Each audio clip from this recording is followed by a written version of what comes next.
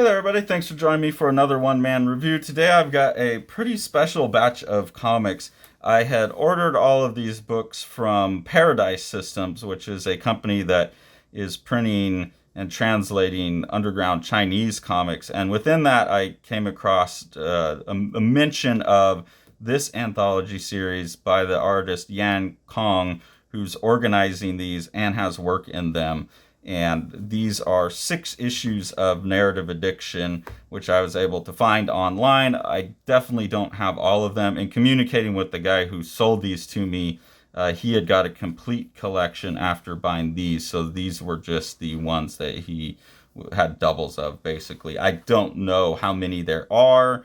I don't know how many I'm missing in this series, but it's really, really cool because these are underground comics from China that are being put together, according to the essay that led me to these, basically illegally. These are people who are operating in independent publishing in China, which is illegal.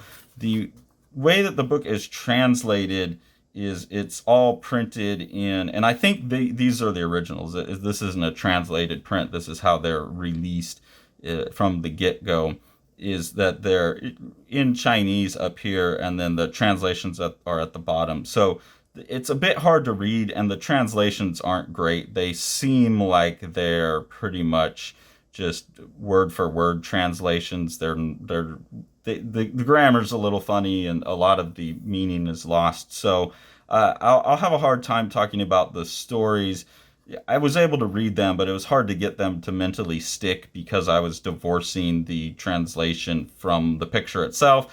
Maybe if the translations had been better, but as a peek into a comics culture that's just coming up, it seems like finally finding itself having an outlet, but still operating kind of illegally is pretty awesome thing to get a peek at. And the variety of art in here is really cool as well. So I just want to show the artists and give a shout out to this series, and maybe other people can track it down, find some of these artists. I think this first artist, Zuo Ma, here has a book out from Drawn and Quarterly, if I remember correct, seen from last year.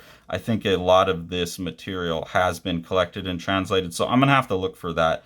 But you can see here some really beautiful art, kind of manga influenced, but not totally. Really in the backgrounds, you get a lot of the manga and the use of tone. Really, really good art, and these ones had pretty good stories as well. Like I said, it was hard to get them to stick, but Zuo Ma is someone who really stood out. Another thing that's cool about these narrative addictions is they're always printed in a spot color. Each one's in a different spot color, so that's kind of fun, just from a design standpoint. Here you get an artist named TVO. I think a lot of these artists, because this is illegal to some extent in China, I don't know how illegal or what the consequences are, but I think some of them are using pseudonyms. This is interesting here that he's included the Gustave Courbet piece, the Origin of Life or Origin of the Universe. I forget what the title is, but so you can see a very different style here. I really like this inclusion of photographs and effects like that to get the flea. This is a story about a flea population. Here's another Zuo Ma one with some really awesome drawings of these frogs and whatnot. Again, you can see like the kind of horror manga influence there, but a little bit of influence from, I don't know, it feels a little more Fantagraphics-y as well. This is an artist, Dick Ng. Very, very Yokoyama Yuichi looking type of stuff here. Really like the psychedelics, but you can see that Yokoyama Yuichi kind of vibe in the characters. So the thing that I noticed when looking at the stuff from Paradise Systems is that China really seems to have consumed and absorbed a wide variety of influences, global influences, and you get that variety in the art in these books. Here's another one by Dick Ng, working in a different style. This is characters at a beatbox tournament. So a real wide variety of the type of content as well. And here's another Dick Ng where you see it's, again, a little bit more on like the Yokoyama Yuichi, like strange manga vibes where these characters have strange heads and haircuts. Really like the formalism here of the character looking like she's cropped in this panel, and then actually like the camera shifts or the character moves and you see that she's got this blockhead that just happens to be tangential to the panel border. So a lot of cool stuff like that where There's, poetics of form going on, the little different formal tricks. Really sophisticated stuff, really, really cool stuff. Seems like Dick Ying is one of the people who's really pushing that aspect in China. Here's another one. This one, that first one's from 2014. This one looks like it's from 2010. I thought I had them in sequential order. This is 2013. So you can see these have been coming out for a while. This one's actually the earliest one, 2010. Some really creepy art here. This looks like it's by an Newsman is the artist's pseudonym, at least. The literal translations here, I think, is what's going on, are very strange. But you could see just some of the really beautiful compositional, spatial compositional stuff with characters coming in and out of the panels. This ink wash look all over. Really cool stuff. Maybe it's just this is more poetic, I'm not sure, but I'll read you the translation here. She and I, summer memories, my love. About 12 years ago, and that summer, she and I went to memories of the sea. You know what is retained memory of the sea? Is regret. In Chinese, the word regret, words by heart, and the composition of the sea as part of the word. You will always remember my day with you. So I definitely think there's some things getting lost in translation there. It seems to be a literal translation. So I would really love to see these works translated, and especially where the dialogue could be put in here so I could link them up a little bit easier. But I also get with this like format with the writing running vertically like this, it might be a really difficult task. So nonetheless, really beautiful stuff. This is another Zuo Ma story. This one is about fireworks. I really also like they have a countdown here, 5, 4, 3, 2, 1. And so you get to see the Chinese characters for that and how that's constructed. I particularly like that 1, 2, 3 are just dashes. It's literally just counting. And then they start like making a box here for the 4. So just little things like that are really interesting, just as like cross-cultural kind of, learning basically. Here is a piece by Yan Cong himself, the guy who's organizing these. Yan Cong has a more cartoony style and seems to be someone who plays a lot, again, with form and medium and material. Here you see like a character reading this story that's also over here, character that's crying in the story and impacting a character in the real world. Just really cool stuff. Here you get some sketches, which I think are pretty interesting too. Like this, it really seems like a call out across borders, artists communicating almost, and so showing all aspects of what they're doing. Here you see some more Zuo Ma work that's in ink wash. It's really beautiful, and this is just about someone going out and taking a walk and taking pictures. But yeah, really beautiful stuff, and again, obviously influenced by manga, but taking a lot of other influences, including like the history of ink and ink wash drawings in China, in Asian art. Here's some more of the translation. Why not? They offer money to build plants which can create work opportunities, and the old men will get a pension. All the villagers hope their land can be taken over. Now cultivating land and growing oranges makes few money. So this one has a little bit better translation, and you get a sense of like the politics of the place and also the lament of the loss of the land, things like that. Some really cool just like illustrations here in the back. Again, these are by Zuo Ma, I think, working with the ink wash. So more psychedelic look to things, really cool. And this, I think, is a character from the fireworks story in this as well. This character here with the hair. So I'm wondering, again, I need to get that Zuo Ma book. I think there might be a larger world being painted in these stories here of a town or something like that. So really, really cool stuff in this issue. I don't know what issue numbers these are or anything. I'm just going like by the year. I don't know how often they come out. Some of them that I have are like 2 or 3 from a year, and there's some years missing. So I really just don't know. I don't have the context. Anything that anyone knows that you could tell me more about this series would be awesome. This is by the artist Wang XX. Again, you get the spot color here to print, just giving each issue its own look. This is Wang Hang, someone that I really, really enjoyed in the stuff I got from Paradise Systems as well. Cool little sci-fi story. You can see very much just done with pencil. And another just style that's in the book, stylistic variety. Here's another Wang Hang one. I think this is very sweet. You have these characters that are like represented by the trees, and they're reaching out and communicating to each other, and then someone comes in and starts chopping them down.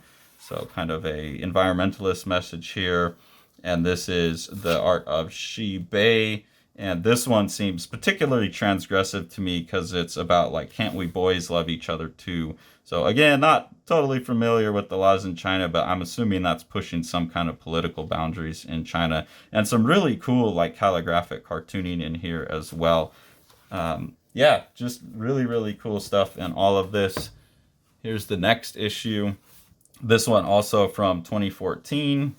Some more Zuo Ma stuff. Really awesome, surreal stuff with this fish on a couch, and he's just complaining, what a shitty show. I can see why Zuo Ma was the first one of this group to get like a drawn and quarterly translation. Totally makes sense. This is Chi Hoi. Really like this one. It has a strange, I really love this like strange bureaucratic Terry Gilliam Brazil type of aesthetic. And I think Chi Hoi really gets that in here, where there's all these characters scrambling through all these files and all of these books and then going down into some mysterious place there. Here's another Chi Hoi one where this guy like lights himself on fire, and this drawing, almost like Picasso type of esque drawing here of the character on fire, I think is really, really impactful. Just really beautiful cartooning and effects throughout there. And then here's a really beautiful illustration on the back. I'm assuming just because of the stylistic similarities that this is also Chi Hoi, but it looks like it could be a Zuo Ma as well. This issue here, I think in terms of production, was my favorite just because it's got Trick ink on it. So this one, as you can see, has like a matte gold ink on it. This one's from 2014. And that really helps some of these stories. Like this is by an artist named JNN. This one's very, very crude, and it's talking about that in the story that like, hey, you know, the comics aren't very good. You're just sitting around jerking off all day. Don't insult comics, all right? Da da da. And you have this character jerking off, and I really like the design of this, though. You know, the drawing's very crude, and the subject matter is not interesting to me. But the composition of like all of these, I don't know what these are, these ribbons or word balloons, really interesting. And with the gold, I can focus on this more as just like a graphic design illustration almost. So really enjoyed that. Then there is this story by Pimo, and it seems like it's a continuation of this story here, where like this is the bad comics that they were talking about. Or at least this is like someone grabbing someone's sketchbook and putting it in there. They talk a bit about this character being good at comics but not doing a lot of them and being lazy in the previous story. So I think that's what that is. Then you get another Zuo Ma. You see again some of the really fun surreal stuff, pulling together a bunch of different traditions there. And here is a Guyan Dandan, I think is this artist's name. And this artist gets interviewed in the back, and they're talking about this being his first or second comic, like someone who's never really made comics before. And again, this beautiful, really sophisticated, formally sophisticated, well-drawn use of the medium. And especially like here where you get this crowd and everything's like getting flushed down. Really powerful imagery. So yeah, it's again, really cool stuff where you're getting introduced to artists that are making their first comics, their second comics. They're really growing a scene over there. And then in the back, a lot of these, I think all of them actually, Yan Cong interviews one of the artists in the book. So in this one, the Guyo Dandan is interviewed and talking about this being the first comic, and another like little simple one on the back. And then the sixth of the 6 books that I got, this one here is the most recent that I have from 2015. I'm assuming this is still being made. I'm not sure. I'm definitely following Yan Cong now, and so I'm going to grab anything else that comes out. But here's another one by Yan Cong. You can see that same cartoony approach, but now it looks like it's being painted in acrylic, where it's a full range of grayscale painted in there. So again, really playing with material. Here's another Kong. I actually had reviewed this previously, the Uniqlo Superman. This was one of the books that came with in Mini Coos, and I think if it was I think it was colored when I read, maybe not. But this is a funny one where a naked guy goes into a shopping mall, and again, you can see Kong working in a slightly different style. You definitely using different materials, drawing more realistically here. So someone who has a real variety of approaches. And this is Huang Bo Kai. This is a pretty crude one, but intense, where these characters are just like getting their faces blasted off, walking around. And this is another one by Huang Bo Kai. I think has a little bit better art in it. But you've got this character here who's like a bum, and he's been walking around, and he basically cleans up and puts on a new face and enters into a better, healthier society. And so the kind of crudity of the art here really gives it like the sense of someone who's homeless and messed up, and then it comes into this cleaner, cartoony art. I really like that. So yes, this is a very, very compelling series, this narrative addiction series. I hope to get as many more of these as I can, and I'll definitely buy any new issue that comes out. I can't think of anything better to support than a group of comic artists in China working under the radar illegally to work in the medium, working in a wide variety of styles and using a wide variety of materials. It just seems like a really exciting thing. And if we can all put support behind it, I think that's an awesome thing for the world and an awesome thing for the medium we all love. So do what you can. At least follow Kong on Instagram and see if you can grab forthcoming issues of this. I had a really hard time finding these 6. I just got lucky that there were some on eBay. But if anyone else has more of these, knows more about this series, please let me know. I think it's really special.